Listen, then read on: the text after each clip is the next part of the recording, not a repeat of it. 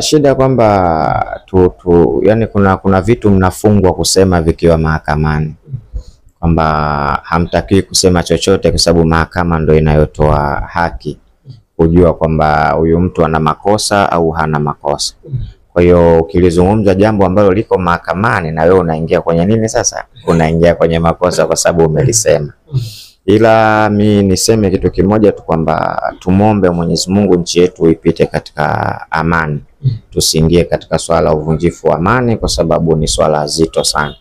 Lakini amani hiyo iendane na haki kwa watawaliwa na watawala. Kwamba ikiwa tumewekeana kitu cha kutuongoza, siku zote mimi nasimama hapo na nitaendelea kusimama hapo mpaka nitakufa. Kwamba ikiwa tumewekeana kitu cha kutuongoza ambacho ni katiba tunayo inatuongoza, itakwambia Bato fanya hivi, Shafi fanya hivi, wewe fanya hivi, basi naomba tushikamane na hii katiba ili tusitoke nje ya nini, ya mstari. Uvunjifu wa amani ni kutoka nje ya mstari. Mnapokubaliana jambo mtu akawa amevuka lile jambo kutoka kwenye mstari, huyo sasa anasababisha uvunjifu wa nini, wa amani. Kwa sababu huyu atajiuliza, wewe kwa nini unatoka kwenye mstari katika jambo ambalo tumekubaliana? Kwa maana ikiwa ametoka sasa huko, sasa shida inaanza hapo. Lakini ndio maana napenda kusisitiza sana tusigombane. Sote tunajenga nyumba moja, tusigombanie fito. Kwa maana kipo kitu ambacho kipo mbele yetu kwa ajili ya kutuongoza. Kitu ambacho ndicho kinachotoa haki kwa mwenye haki na kitamnyima haki kwa asiyekuwa na haki. Kwa hiyo tumetengeneza viongozi, tumetengeneza kwa ajili ya kututendea haki, sio waitoe katika vichwa vyao, waisimamie kile tulichokubaliana. Kuna mahakama nazo zimewekwa kwa ajili ya kutenda haki. Kwa hiyo cha kuomba kwamba haki itendeke kwa kila mtu, kwamba isifike mahala mtu fulani akadhulumiwa. Mwenye haki yake apewe haki. Huyu kama anasema kweli aseme, ambiwe bwana hiko unachokisema ni kweli, kama hiki sio cha kweli ambiwe. Bahati nzuri hatufikirii katika vichwa. Tunayo kanuni ambayo inatuelekeza, ambayo ni katiba. Sasa itazamwe ile katiba inasemaje. Kama mtu kavunja katiba, huyo ana makosa. Kama mtu hakuvunja katiba, huyo hana nini, hana makosa. Tusitoe katika kichwa. Na nashukuru mama juzi alisema kabisa kwamba vyama vya siasa vizingatie sheria za nchi. Kwa hiyo mazali tunazo sheria za nchi, basi kwa sasa tufate zile sheria za nchi. Mimi nifate sheria za nchi, Bato ufate sheria za nchi. Akitokea mmoja hafati sheria za nchi ambazo tumezitengeneza, huyu sasa ndo mchafuzi wa nini, wa amani. Sasa huyu atakuwa anachafua amani. Kwa sababu gani? Kitu ambacho tumekubaliana yeye hataki kukifanya, au mimi nataka kufanya kitu tumekubaliana, yeye ananikataza. Kwa hiyo mmoja wapo ndo atakuwa na tatizo. Aidha kile tulichokubaliana mimi sitaki kukifanya, mimi nina tatizo. Aidha mimi nataka kufanya tulichokubaliana, wewe unanikataza nisifanye, wewe ndo una tatizo. Kwa hiyo tukemee uvunjifu wa amani, lakini ukemeaji wetu wote, mashehe, maaskofu, wachungaji, watu wa dini, wasikae upande wowote, wakae neutral, waseme ilivyokuwa sawa ili tuende sawa. Kuna baadhi ya watu wa dini, viongozi wa dini, maaskofu wanajaribu kuzungumza. Jana nimeona kuna askofu mmoja anakuambia naye anatishiwa amani kuhusiana na vitu ambavyo amelivyoongea. Yaani kunaonekana kama kuna tabaka fulani, maaskofu upande huu na mashehe upande huu. Inaonekana hivyo. Tuweze kuzungumzia upande, lakini ndio inavyoonekana shehe. Kuna watu wanazungumzia hivi upande huu na Waislamu mashehe wanazungumzia hivi. Hii vipi? Tumeona shehe wengi na maaskofu wanazungumzia hivi. Wanafanya makosa. Tena makosa makubwa sana, yataenda kutugharimu makosa hayo kama hawajakemewa na wao. Na wao waambiwa wanachokifanya ni makosa. Nchi ina dini kuu mbili, Waislamu na Wakristo. Na baadhi ya watu wengi sana huwa wanafuata viongozi wao wanachokisema. Ikitokea askofu akiingia kwenye siasa, basi watu wa nyuma yake watamfuata, wale Wakristo watamfuata askofu kafanyaje, kasema, watafata kile chama ambacho askofu alichokisema. Ikitokea shehe naye ataingia kwenye siasa akasema, basi watu wa nyuma yake nao watamfuata, wataingia kwenye kile chama ambacho tutaweka ubaguzi wa dini. Tutatoka sasa katika siasa, tutaingia kwenye dini ambako tutakwenda mahala pabaya. Na mimi nasema kwamba Ikiwa askofu anasema hivyo kafanya vibaya, na ikiwa shehe anafanya hivyo kafanya vibaya. Kazi yao wao sio kuwachagulia watu vyama. Kazi yao wao ni kuishauri serikali na kuiambia serikali nini tunatakiwa tufanye ili tuende salama. Sio huyu kutoa huyu aseme hivi, Tanzania hatujafikia huko. Kama wanafanya hivyo, wanafanya makosa makubwa sana, yatakuja kutugharimu, na wanahitajika waambiwe kwamba hizo mnazozifanya sio dini. Hapa tupo kwenye siasa. Siasa, kila mtu ana haki ya kuchagua chama anachokitaka. Mimi naweza kuwa shehe na mfuasi wangu, lakini mfuasi wangu akawa chama chingine na mimi nikawa chama chingine. Isiwe vita. Hizi ni siasa za duniani. Isiwe nini? Isiwe vita. Tushindane kwa hoja, tushindane kwa maneno mazuri, tusitukanane, tusikejeleane, lakini wakati huo tuna katiba yetu tumeiweka mbele, ile sasa ndio inatakiwa ifanyaje? Ituongoze. Mara nyingi mimi wanasema napata tabu na viongozi wa dini. Utakuta jambo limesema labda na chama cha Kafu. Kafu anaweza kusema jambo, anatokea labda Kafu anaisema Chadema, anatokea kiongozi wa dini anajibu kuisemea Chadema. Wanasiasa waacheni wenyewe hao walumbane hao. Vyama vinagawanyika kwenye dini. Sasa tunakwenda mahala pabaya sasa. Eti bwana, hakuna bwana. Mimi niseme wazi, hakuna chama cha Kiislamu wala chama cha Kikristo.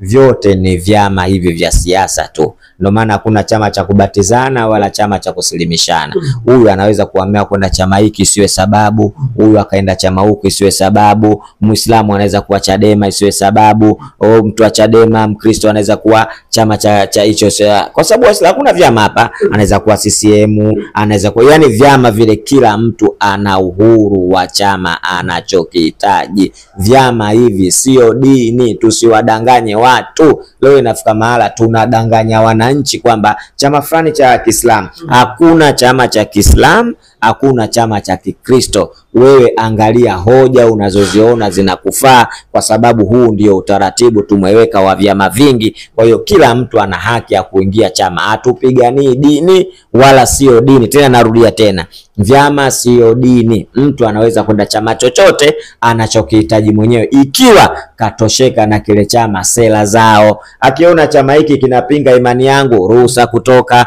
Akiona chama hiki mlengo wake hivi, ruhusa kutoka. Lakini sio kuwatangazia jamii eti kwamba chama fulani chama cha udini. Tanzania hatujafikia kwenye habari ya vyama vya udini, na hilo swala tulipinge kwa nguvu zote, na tuwaombe wa mashehe na maaskofu wasitafute dini kwenye siasa. Umeelewa? Wasitafute dini kwenye siasa, watatupa shida. Wao wanyoke mstari mmoja. Kama kila mtu ana chama chake, ana chama chake, na sisi watuachie tuwe na vyama vyetu. Si ndio hivyo bwana? Cha msingi wao waishauri serikali, na wakae na serikali, waiambie serikali njia nzuri ipi ya kupita ili tufike salama. Hizo tuliona video ikionyesha bunge la Ulaya. Inaweza kwamba ni video ambayo inatoka kwa bunge la Ulaya kusema kwamba Tanzania inakandamiza haki za binadamu, kitu ambacho kimezungumzwa. Kunaelezwa pia hata mambo ya mapenzi ya jinsia moja alizungumzwa humo, kwamba pia zinakandamiza hizo haki. Na nikaona baadhi ya watu mbalimbali wanakuambia kwamba hata Mheshimiwa Lissu ambaye amewekwa chini ya ulinzi sasa hivi ni mtu ambaye anasupport hivyo vitu ambavyo vilikuwa vinazungumzwa na wazungu. Hii vipi shehe ukizungumza? Kidini haramu. Tunazungumza vitu vile. Kidini haramu kabisa. Yani dini haikubali swala hilo. Kwa hiyo sisi kama Waislamu kwenye dini yetu swala hilo ni haramu. Sijajua watu wa dini nyingine. Sijajua wao wanasemaje. Lakini sisi kidini yetu ya Kiislamu ni haramu. Haramu mutlak. Tunazungumzia kidini lakini ni haramu. Sijajua kisheria zao za dunia zinakuwaje. Lakini kidini ni haramu kabisa. Kwa hiyo wao wanapotupa sisi kutuletea hilo jambo, ndio tunarudi kule mabwana wakubwa sasa. Wanataka kututawala kwa jinsi ya wao ambavyo wanataka kutawala, kwamba hilo swala haliwezi kupingwa. Na umeona hata yule papa aliyopita alibariki ndoa za jinsia moja. Kwa hiyo unarudi pale bwana mkubwa akishasema hawatakiwi watu kupinga katika dunia. Lakini hilo swala kwetu sisi Tanzania bwana ni gumu. Nimeona baadhi ya wabunge wanapambana, wanasema hilo swala alikubaliki hivi. Lakini kuna tatizo hapa. Mimi bwana napendaga sana kusimama kwenye. Niliwahi kumsikia Tundu Lissu. Mimi nilikuwa namshambulia sana Tundu Lissu kipindi ambacho anakubaliana na ushoga kwamba hizo haki hizo. Kuna siku nikakaa chini. Huyu bwana huyu kwani anasema nini huyu? Nikamsikiliza. Na wazungu wenda nao pia wanaizungumzia sababu wanajua mwenzao. Haki zile. Kwani huyu bwana anasema nini huyu? Nilimsikiliza nikamuelewa sana huyu. Yule bwana alichokuwa anazungumza watu wengi hawajakijua. Yule bwana yeye mwanasheria. Sheria. Anasema sheria yetu haijapiga marufuku kwa yeye alivyosema. Sheria yetu ya nchi yetu haijapiga marufuku. Mimi sijaona lakini kipengele hiko nimenanukuu vile kwamba haijapiga marufuku ili swala kumuingilia mtu faragha, kazungumza hivyo hivyo. Sasa na mimi mwanasheria nimesoma hii sheria, nitetee nisitetee hii sheria? Unasemaje bwana? Unaangalia je sheria yenu inasemaje? Umeona sasa hapo ndio yule bwana asimi toka siku ile nahangaika kwani sheria inasemaje? Uswaya maswala haya ya jinsia moja. Mpaka leo natafuta sheria ujue, natafuta wanasheria nimewapigia mbali. Bwana niambieni kwanza. Hii vitu kwenye sheria huyu anakosea au yeye ndo anatetea sheria kapatia? Bado nahangaika bato kutafuta. Lakini yule anasema kwamba sheria haijakataza. Sheria Tanzania isikatae maswala haya ya jinsia moja, isikataze.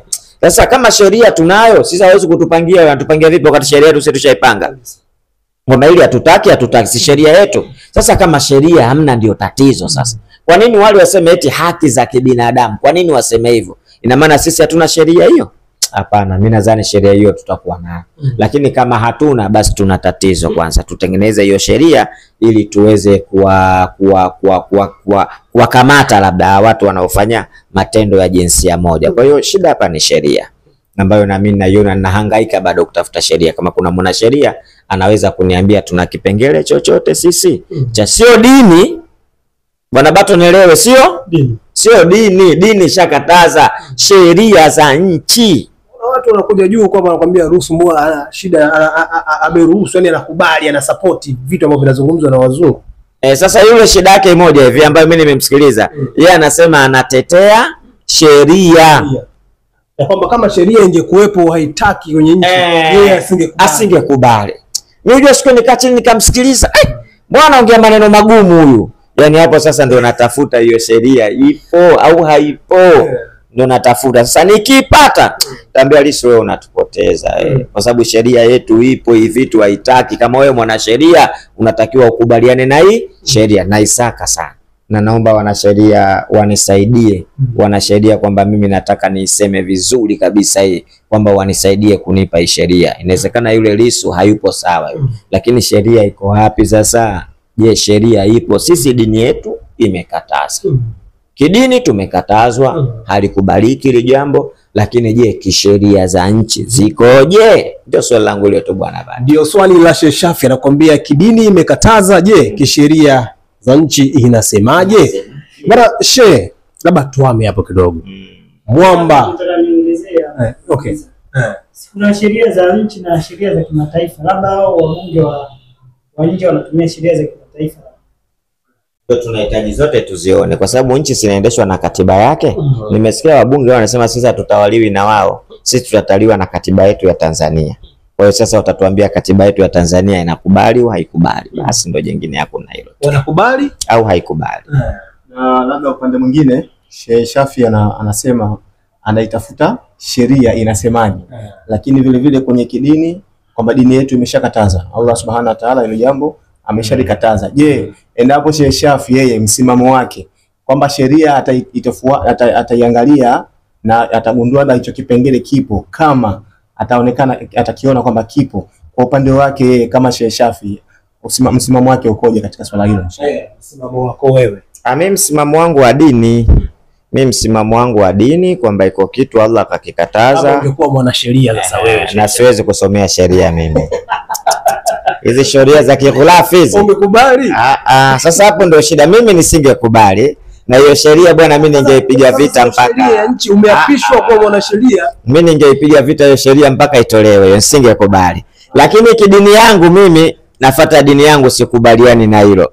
Sasa yule Lissu yeye hafati dini, yeye anasema yeye kasomea sheria, anatizama sheria inavyofanyaje, inavyosema, inakataza, inakubali. Na mimi ndio nipo huyu bwana huyu, inawezekana tunamlalamikia, tutakuwa tunamlalamikia kidini, ujue bwana, sisi Mungu wetu hilo swala kwetu Waislamu hakuna, lakini kinchi. Kwa mfano mimi nikuulize swali bato moja, tuashumu sheria ipo ya watu wa ndoa jinsia moja, tuashumu, si kweli ipo, mmewakamata, mmewapeleka mahakamani, mnaweza kuwafunga kwa sheria za zetu? Yani tunaweza tukawafunga kama tuseme ipo kwamba wewe tunawafunga kwa sababu ya kitu hichi. Sheria sasa imewaruhusu wale, tutawafunga? Hauwezi kuwafunga. Shida ipo hapo sasa. Sasa yule anatetea sheria ya nchi.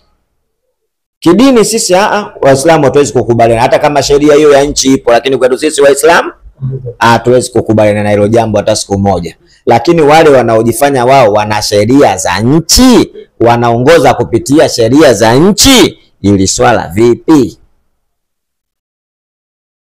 Lipo halipo? Lissu anakuambia sheria, mimi nafuata sheria. Muona shida hiyo sasa? Hapo ndo kwenye tatizo hapo, na mimi ndo nalia na hapo. Kwa sababu ni kweli tumeharibikiwa leo kulea mtoto wa kiume na wa kike ana afadhali kuliko wa kiume. Bwana bato zamani ilikuwa wazazi wakipata mtoto wa kiume wanafurahi, lakini sasa hivi mzazi apata mtoto wa kike anafurahi. Yani ni hatari. Kuna mahala kabisa unasikia leo kuna birthday ya mashoga, kuna mahala unasikia leo hapa sio kuna mashoga. Sasa mbona hawakamatwi? Mbona hawafanyi chochote? Wanazidi tu, wanakuna nini? Sheria. Kwani sheria hamna? Ndio hicho mimi ninachouliza. Hiyo zote kwanza watu tunasema tu, kumbe sheria. Mimi ndo bwana ninalalamika sana. Je, sheria ipo? Kama sheria ipo tuifanyie kazi.